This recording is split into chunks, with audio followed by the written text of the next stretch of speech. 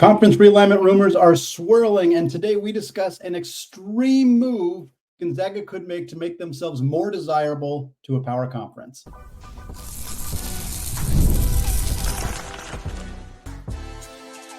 You are Locked On Zags, your daily podcast on the Gonzaga Bulldogs. Part of the Locked On Podcast Network, your team every day.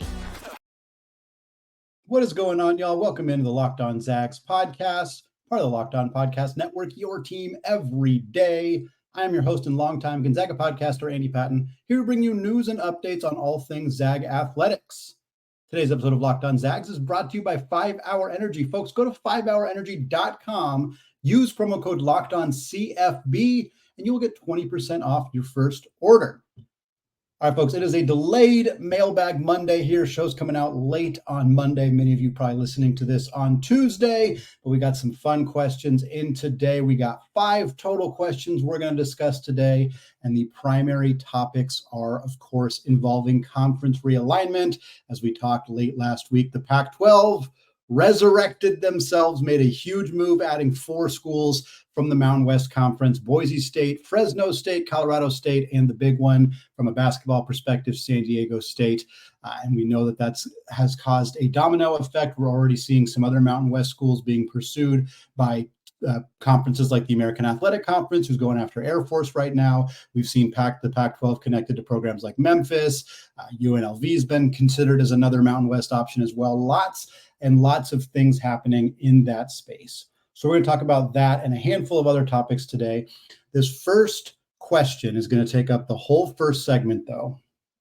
And it's a topic that, honestly, I haven't broached all that much on the podcast because it hasn't been something that's really been relevant or come up all that often, but felt like an appropriate time to handle it today. This question comes from Doug C. via Gmail, who says, "It sounds crazy, but could we or would we ever bring back our football program? Perhaps we could hire Nick Saban or Bill Belichick to start the program." Doug included that he is kidding in that point. Of course, those two coaches do not have jobs right now, but yes, no, I don't think either Nick or Bill are coming over to Spokane to coach. I know Bill Belichick's been spending a lot of time in Seattle working with the Washington football team, as his son is I think the defensive coordinator for the Huskies right now. But regardless, let's talk about Gonzaga football. Undefeated since 1941, I believe, is what the T-shirts have long said that they've sold in the store on campus. I think my dad has one of those shirts. Always fun, as is the case with many programs. Most of the schools in the Big East that don't have football, most of these programs did have football at one point or another. It's pretty common that there aren't very many schools at the Division I level who have never had a football program. Marquette and Creighton both has programs into the 60s. Obviously, Gonzaga had their program into the 40s.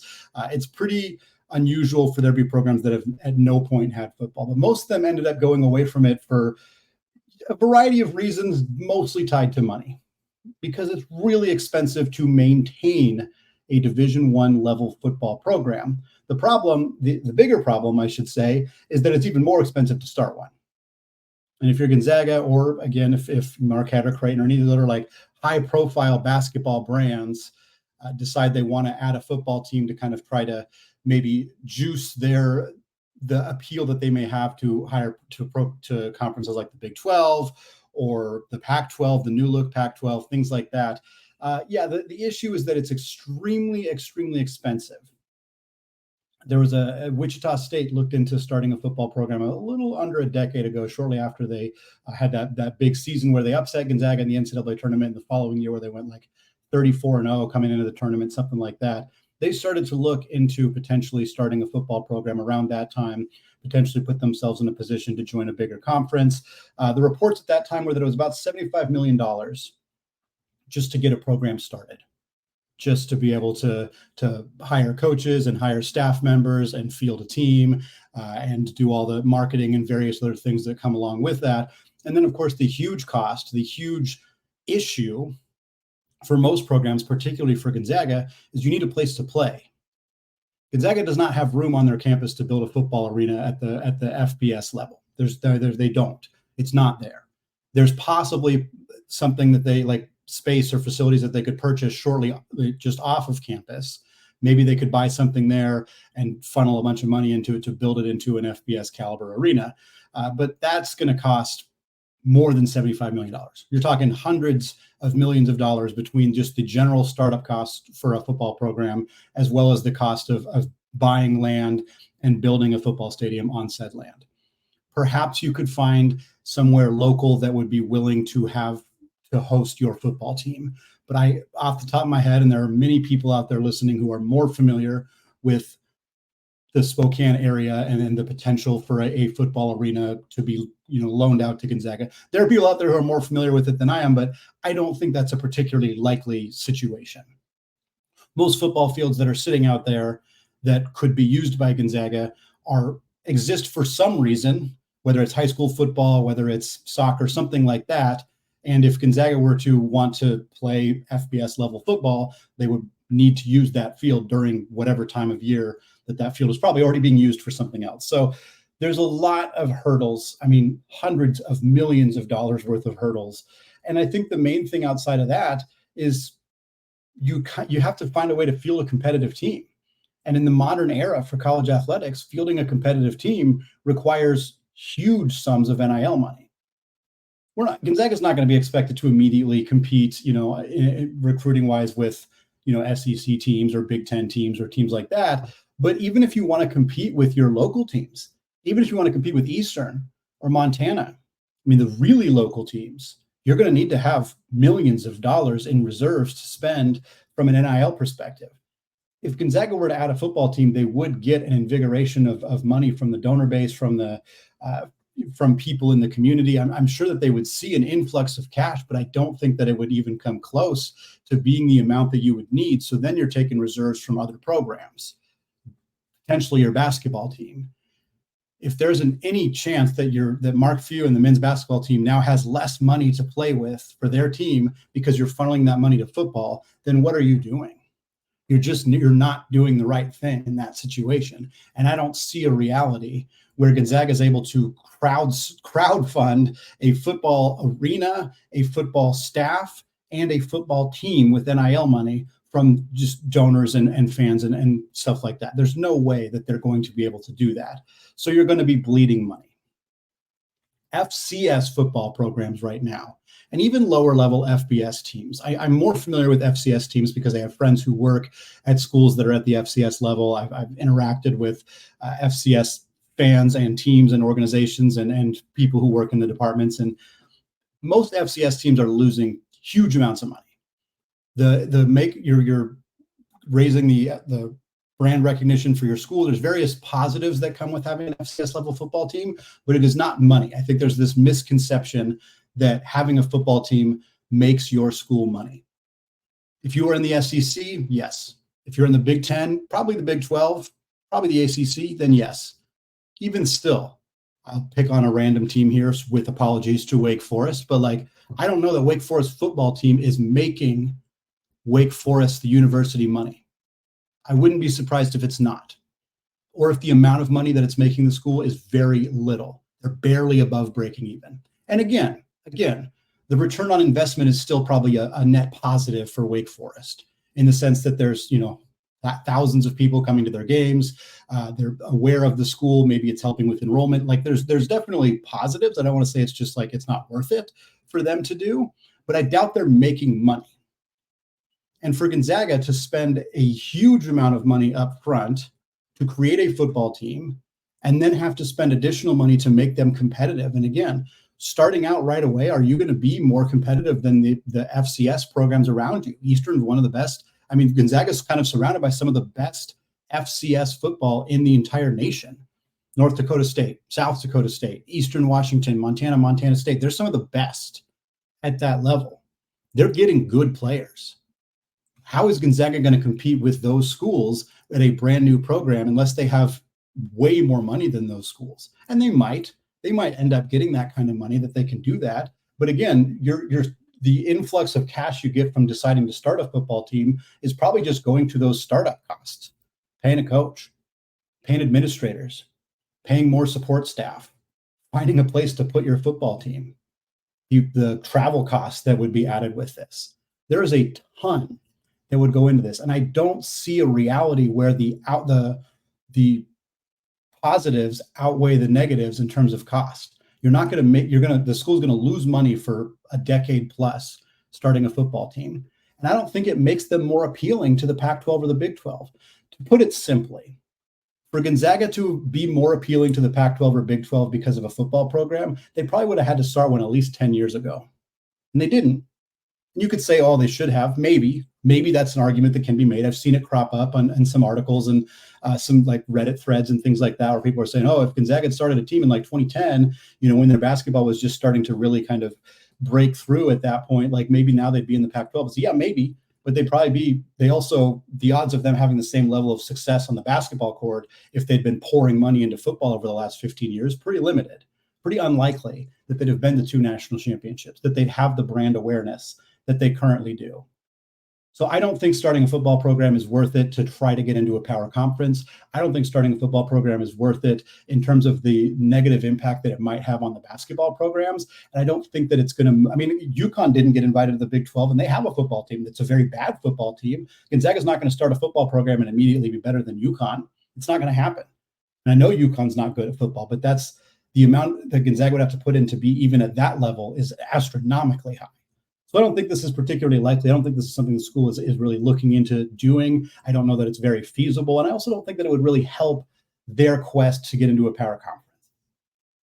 Gonzaga's brand is so recognizable from a men's basketball perspective that the Pac-12 in particular should want them just for the brand recognition. They're one of the most recognizable West Coast college programs in all of college athletics.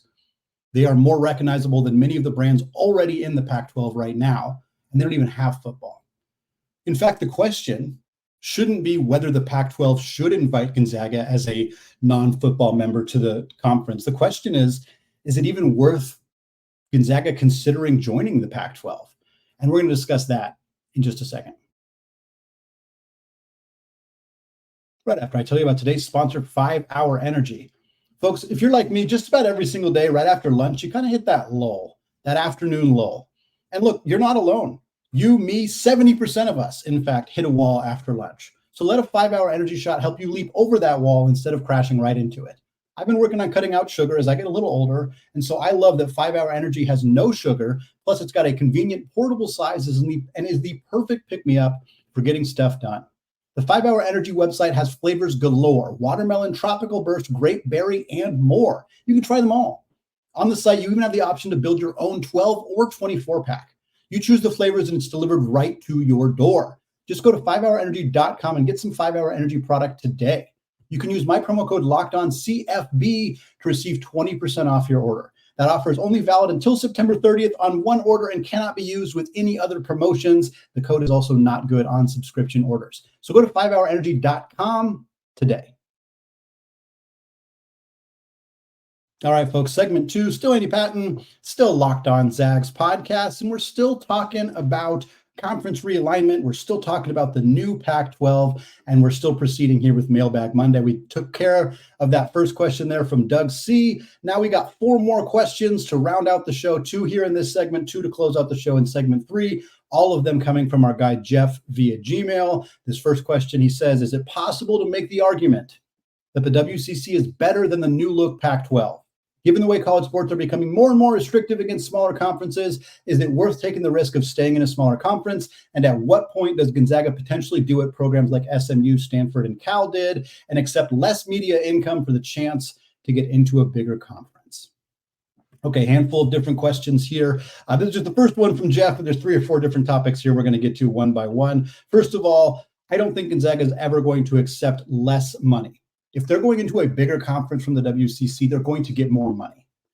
And it's not even in a factor of, I think that a conference like the Pac-12 or the Big 12 or the Big East or whatever is going to offer Gonzaga less money than the WCC. I don't see that as a reality. I think even if Gonzaga is getting a different rev share from those conferences because they're not a football school, and the amount of money that the Pac-12 is going to pay Memphis or UNLV or schools like that is more than Gonzaga is going to get. That's a fact. There's no argument there.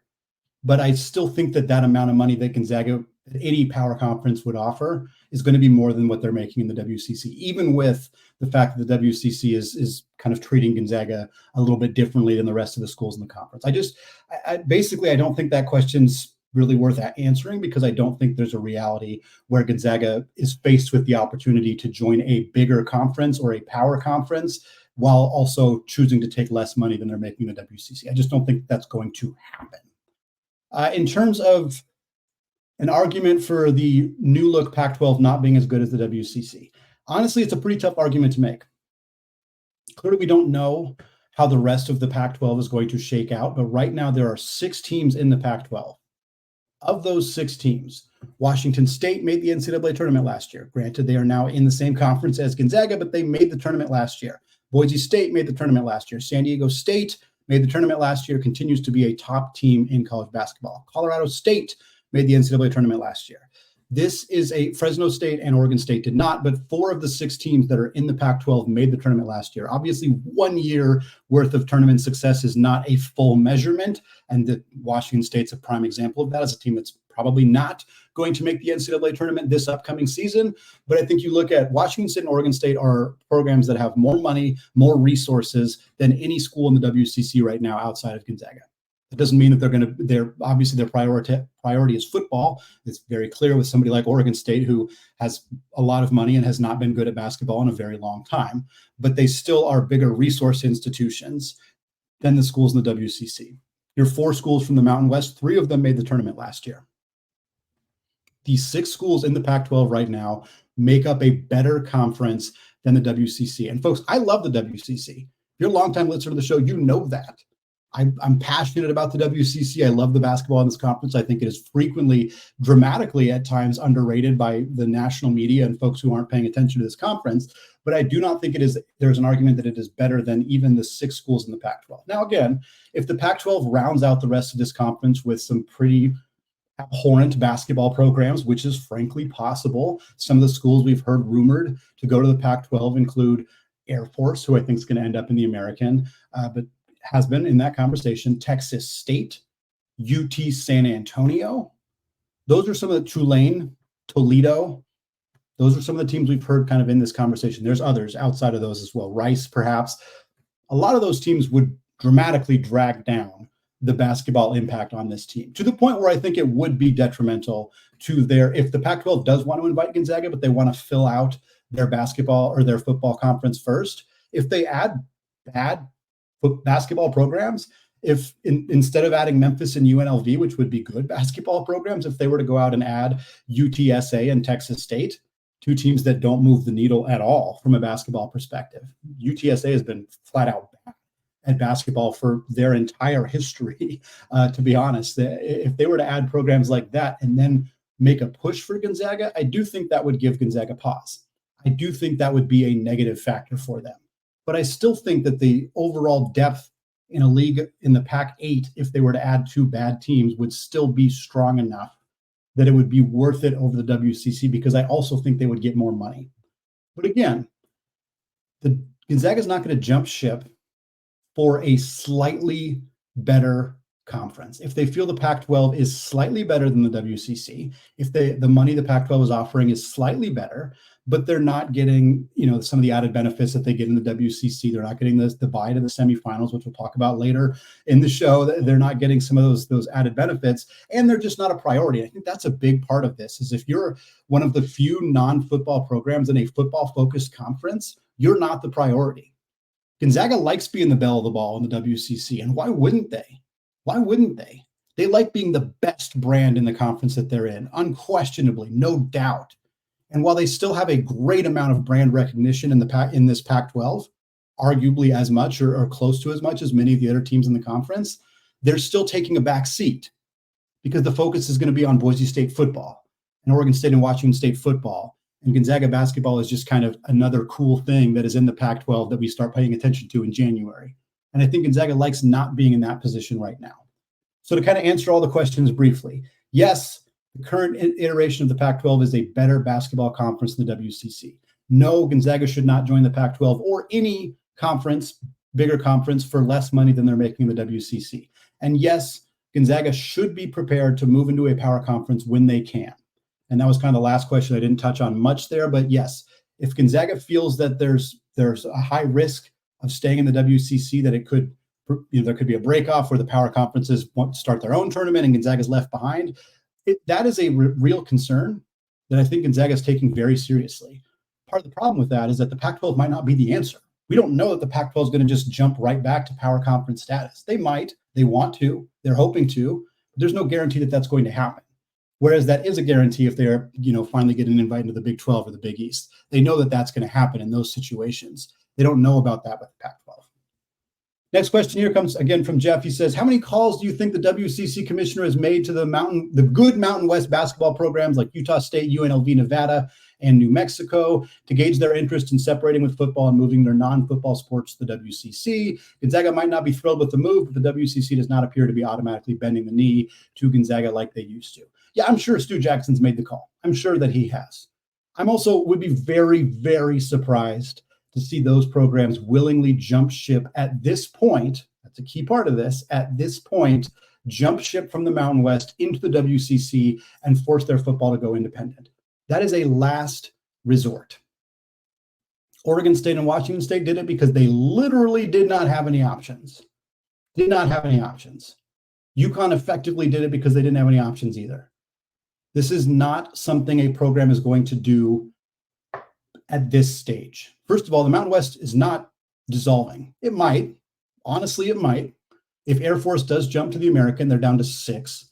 Being down to 6 is rough, but if you're down to 6 with $100+ million that you're getting from the Pac-12, you can go get 2 more programs to get back to 8. They might not be sexy names. The Mountain West might be adding UTEP and New Mexico State.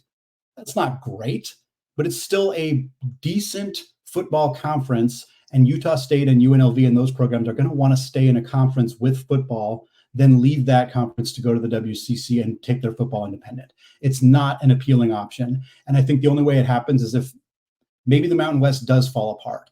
Maybe the American or Conference USA scoop up UNLV and Air Force and teams like that. And then all of a sudden you're left with like New Mexico and Utah State are sitting alone. Nobody wants them. They're stranded. At that point, similar to what Stu Jackson did with Oregon State and Washington State, maybe then you give them a call. More than likely, though, the teams that are going to be left behind are like Wyoming and San Jose State. Not terrible additions to the WCC necessarily. Wyoming's had some basketball success, but not as appealing as it would be if it was New Mexico or Nevada or UNLV. But I think those conferences or those teams are very unlikely to be left in the lurch to the point where their only option is to go independent and join the WCC. Well, folks, we know the Big East and Gonzaga have talked. We know that they seem to have a lot of appeal with each other. But is it actually a realistic option, or is it just fool's gold? We're going to discuss that in just a second. But first, folks, let's talk about FanDuel. You've heard us talk a lot about FanDuel. It's America's #1 sports book. And usually we're filling you in on a boost or a bonus offer from FanDuel. However, we got something a little bit different for you today. Now through September 22nd, about a week away, all FanDuel customers that bet $5 will get a free 3-week trial of NFL Sunday Ticket from YouTube and YouTube TV. Then with the YouTube TV base plan, you'll be able to watch every regular season Sunday afternoon out of market game. All you need is a Google account and a current form of payment, and you can cancel anytime. You can take that $5, bet it on the Zags plus 2,000 odds to win it all right now. They've stayed pretty steady in that spot, and I think that's a bet worth making at this point. If you're a believer and you want 3 free weeks of Sunday Ticket, then just join me by visiting FanDuel.com/lockedon to download America's #1 sportsbook. All right, folks, closing out the show today with 2 more questions, again, coming from our guy, Jeff. Via Gmail, Jeff says, Gonzaga has been mentioned as a possible Big East expansion candidate, yet with all the teasing and talk about the Big East being the best place for Gonzaga, the Big East has quite regularly refused to actually take any actions to bring Gonzaga on board. Could it be that the Big East is just fool's gold? It seems like the only way Gonzaga would actually get an invite would be for the conference to basically be on the doorstep of death. Given the cost that would also come, could it be that it was never actually worth it for Gonzaga to join the Big East? Yeah, so geography is the only thing preventing this from happening. That has been basically confirmed by multiple sources. In fact, Gary Parrish wrote an article about Gonzaga in the Pac-12, which I highly recommend reading if you haven't yet. It's a fantastic piece. I believe it was Gary Parrish. It might have been Matt Norlander. One of the CBS guys wrote a great piece about Gonzaga to the Pac-12. And one of the things mentioned in that article was that sources had confirmed to him that geography is really the only hang up. The problem with that is saying something, there's only one thing that's a hang up, makes it seem like, just solve that one thing and it's going to happen. Gonzaga's not packing up the campus and moving them out east. It's not a realistic option at all. So the only thing that could really change that would make geography no longer be as big of a hurdle is if the Big East were to add like a Western expansion portion. They would not be able to call it the Big West. There's already a conference named the Big West, but if they wanted to start a West division of the Big East, that would be the reality. How likely that is, it feels pretty unlikely at this point.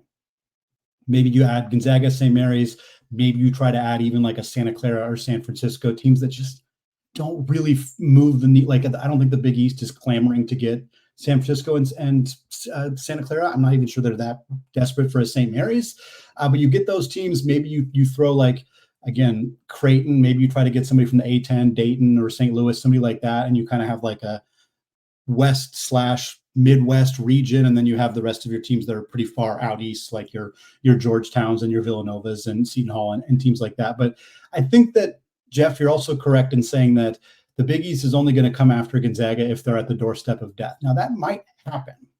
I've said this on the show quite a few times. The ACC is the big hinge here. If the ACC falls apart and the Big East feels they can add back some of the programs that were original Big East members, like Syracuse or Boston College or Louisville, then the Big East is thriving. If the ACC loses Florida State and or Clemson, everybody else sticks together and they go out and get UConn, I'm not saying that's likely, but I'd be remiss to not say it's possible. It feels like something that could happen. UConn doesn't feel very likely to the Big 12 anymore. And maybe the ACC says, hey, come join our conference. You're in a conference with Duke and Carolina and Virginia and Louisville and all these great teams. And the UConn might say yes.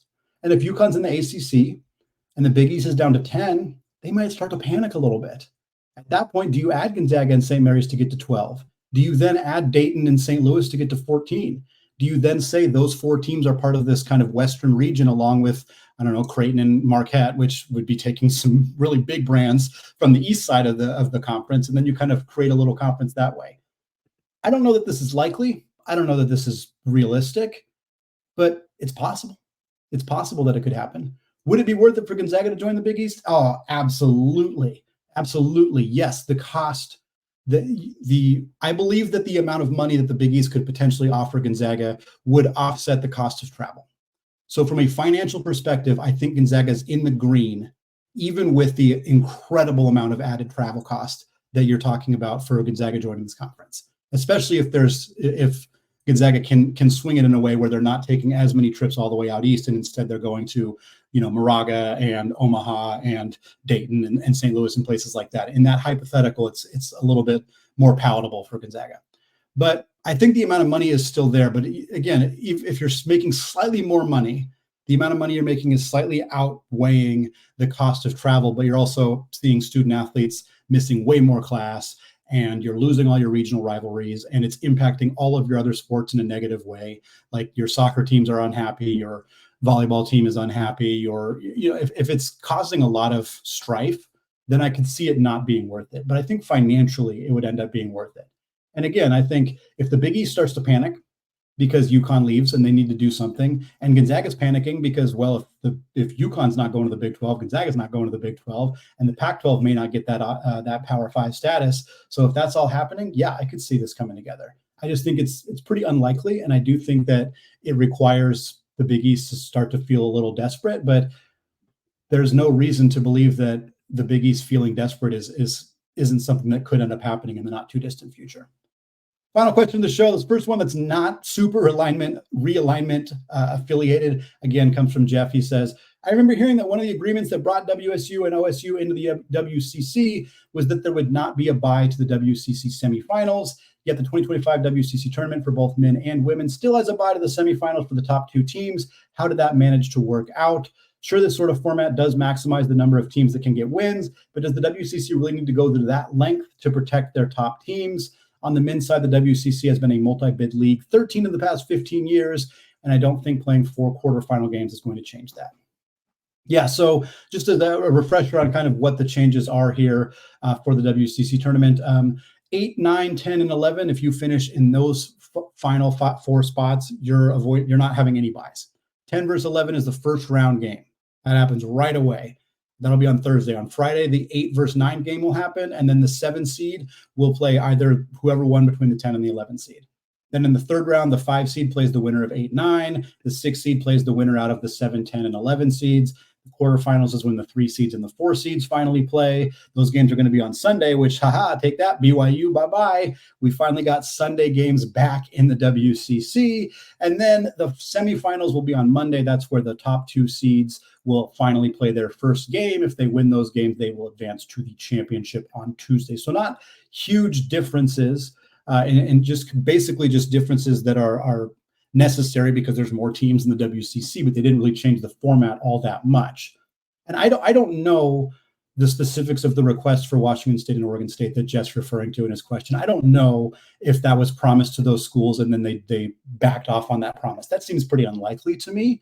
So I think that more likely it was something that had been discussed, but was never actually promised to those schools. Maybe they did make the ask and Stu Jackson and company said, no, we're not going to do that. And they still accepted the invitation. I don't know exactly what happened there, but obviously that's not going to happen. That's not the reality of the situation right now. Gonzaga and St. Mary's presumably still have a path to not playing in the WCC tournament until Monday for the semifinals. Good news for Gonzaga. Puts them in a position where they don't have to risk potentially losing a game earlier in the tournament that, is unlikely to be. Gonzaga is unlikely to be in a spot where they losing a game like that could put them out of the NCAA tournament, but they were kind of looking close to that last year. There was a reality that could have been a problem for them. I think by the time we got to the end of the season and they beat St. Mary's and they beat San Francisco, I think that kind of put them in a spot where, okay, it feels pretty unlikely that this is going to be a problem for them. But Gonzaga they were pretty close at the end there. So we'll see what that means. But this is still a way to placate Gonzaga. There's, as much as the WCC is not bending the knee as much to Gonzaga, like we referenced earlier in the question, they still are a little bit. And this is still a way to keep Gonzaga happy for right now. But the WCC is not going to continue to do that because they know Gonzaga is looking elsewhere, and they got to find ways to make sure they're surviving as best as they possibly can. It's going to wrap it up for me today here on the Locked On Zags podcast, folks. Thank you so much for making the show your first listen or your first watch of the day, especially here in mid-September, the slow part of the offseason for college hoops. Still about 9 weeks away until the start of the college basketball season. Not even that, I think 7 weeks away to the start of the season. So we are getting right up to it. So excited for basketball to be back very soon. Be back with 2 more episodes this week. Got some fun stuff planned for y'all coming your way, so don't miss out. Thanks again for listening, folks. And until next time, as always, go Zags.